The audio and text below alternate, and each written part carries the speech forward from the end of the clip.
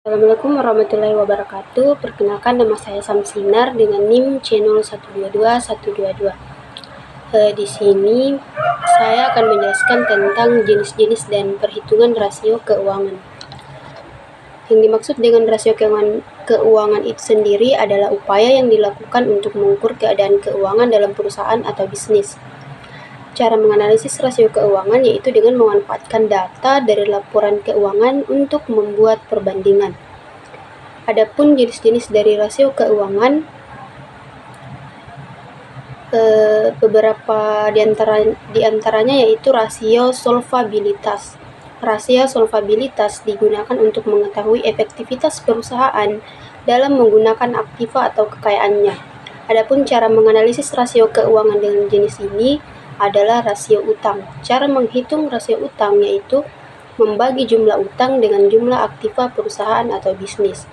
Perhitungan ini dapat memberikan informasi tentang besarnya aktiva suatu perusahaan atau bisnis untuk melihat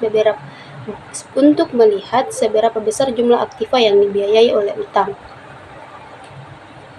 Semakin rendah presentasinya maka semakin baik. Berikut adalah rumusnya. Rasio utang sama dengan jumlah utang dibagi dengan jumlah aktiva dan dikalikan dengan 100%. Yang kedua yaitu rasio likuiditas, adalah jenis perhitungan yang digunakan untuk melihat kemampuan likuiditas suatu perusahaan. Perhitungannya yaitu memperhatikan aktiva lancar dan utang lancar yang dimiliki. Berikut adalah beberapa jenis rasio likuiditas.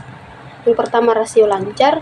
Perhitungannya yaitu membagi aktiva lancar dengan utang lancar. Presentasi hasilnya dapat memberikan informasi tentang kemampuan perusahaan membayar kewajiban lancar dalam jangka waktu yang pendek. Selanjutnya yaitu rumusnya, rasio lancar sama dengan aktiva lancar dibagi utang lancar dikali dengan 100%.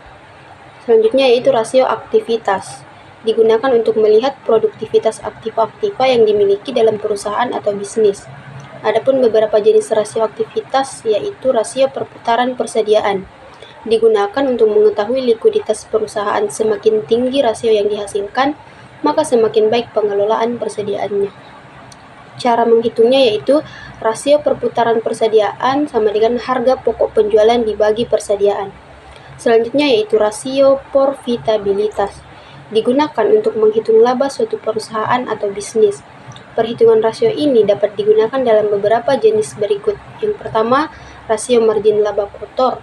Jenis rasio ini digunakan untuk mengetahui perbandingan antara laba kotor dengan penjualan. Semakin besar hasil rasionya, maka keuangan perusahaan semakin baik. Berikut cara menghitungnya. Rasio margin laba kotor sama dengan laba kotor dibagi penjualan. Adapun contoh soal dari rasio keuangan yaitu suatu perusahaan memiliki laporan keuangan dan neraca keuangan yang memuat data sebagai berikut. Total aset lancarnya sama dengan 1,165,406 sekian. Persediaan lancarnya sama dengan 316,826,9,9 sekian.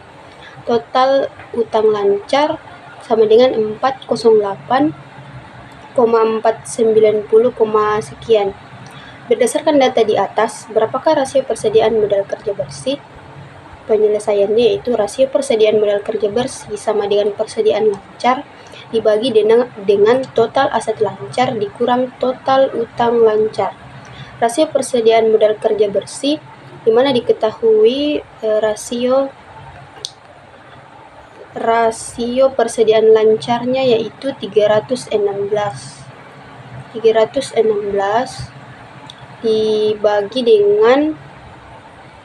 dibagikan dengan total utang lancarnya dan total aset lancar yaitu 1,165 sekian dikurang 408 sekian.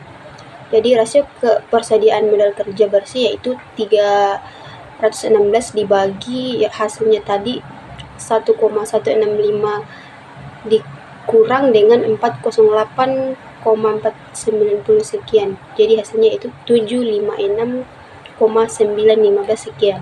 Jadi 316,826 sekian dibagi 756,915 sekian sama dengan 0,42, dibulatkan jadi 0,42, yaitu jadi rasio persediaan modal kerja bersih itu sama dengan 0,42. Inilah rasio persediaan modal kerja bersih perusahaan tersebut adalah 0,42 atau 42%. Hal ini mengandung makna bahwa 42% dari modal kerja bersih perusahaan tersimpan dalam sediaan atau inventory. Sekian dari penjelasan saya. Wassalamualaikum warahmatullahi wabarakatuh.